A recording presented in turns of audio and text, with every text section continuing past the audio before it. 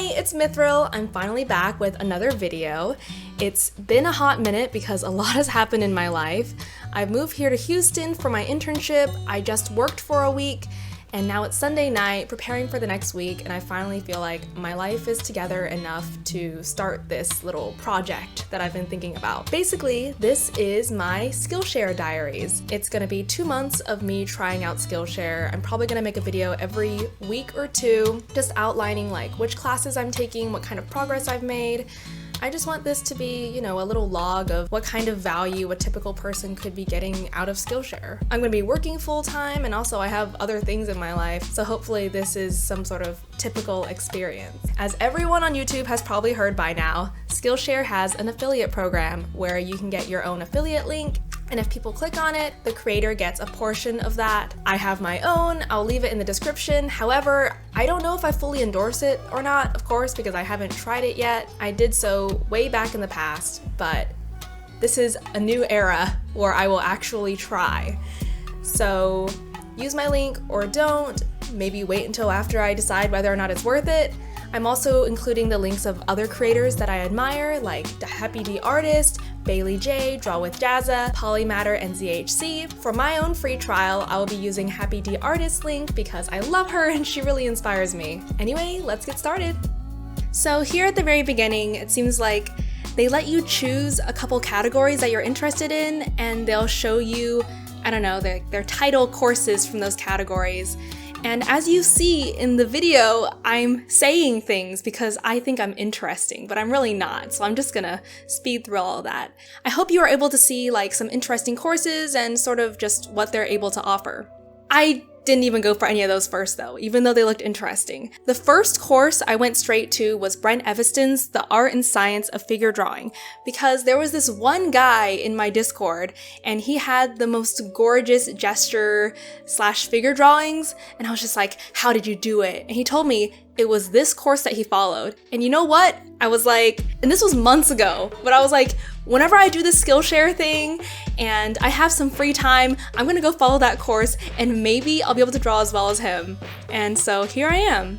I thought it was really cool because it was sort of like a one-stop shop. Basically, there was a lecture and then a practice reel full of pictures, and it was timed and everything. So it felt like, you know, like usually whenever I'm trying to learn stuff off YouTube, I watch a bunch of like 5 to 10 minute videos, and then I have to go look up reference pictures separately and stuff. And this was just really convenient, and it felt like I was getting like a well-rounded, full education, even without having to leave the course.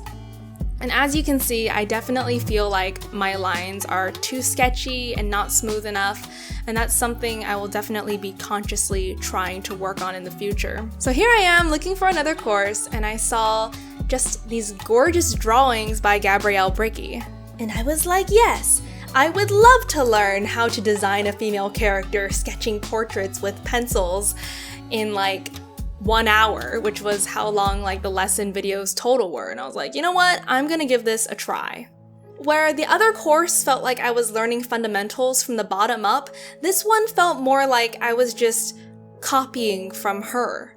Like, I mean, it was a bit rough at first, as you can tell. They don't look great because I was just like sort of staring at the picture she had up on the video and tried to copy it. But when she was sort of like explaining it and I was following along with like her step-by-step instruction, it turned out better, and I was like, you know what? That looks pretty good.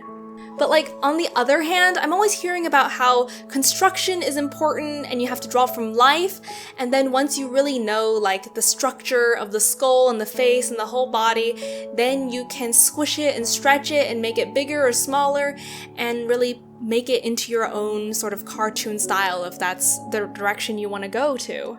I remember I was watching some video about like constructing a Loomis face, and she said like, I was always so confused in those drawing tutorials. They would just sort of like say, draw a jaw like this, and then a jaw materialized from thin air. And I was like, I have no idea where I'm supposed to draw the line for the jaw, except whenever I'm looking at a face straight on. Until I learned all this construction, and I learned about how to draw the skull, and then from the skull you can draw the rest of the head, and from that you have the jawline, and you place it perfectly every time because you think of it as like a real shape that you're rotating in space. And that made sense to me. I was like, yes, I want to learn how to construct things, and I want like the most general set of tools that I can use to make anything.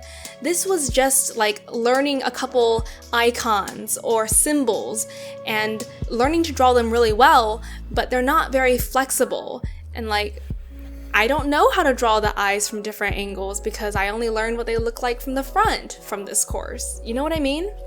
But on the other hand, it did look really nice, and it was so much fun seeing something that I was actually happy with coming out of my own hand.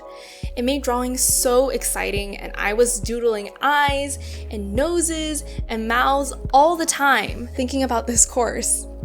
With learning gesture and figure drawing and construction and stuff, I haven't really gotten good enough to be able to draw anything from my memory that's like even decent without a reference. And there's just something that's just so satisfying about sitting down to an empty paper with a pencil and having the confidence that when I put this pencil down, I'm gonna have something that's decently pretty come out of it. And then I'm doodling, and then like a cute picture actually comes out. Like, I've never felt this before, and it was so exciting. So I feel like, I don't know, my conclusion from this little experience of, following a gesture course, right? Like, that doesn't really mean anything until I learn more. I have to be looking at a picture and copying down its gesture at this point. And also doing this where I'm learning a pretty set of symbols that I can copy and sort of rearrange in a few different ways and draw some pretty faces. I feel like both are important. It's important to learn the fundamentals and construction and stuff because that's where art is limitless. When you have all the tools and you can sculpt whatever you want out of it.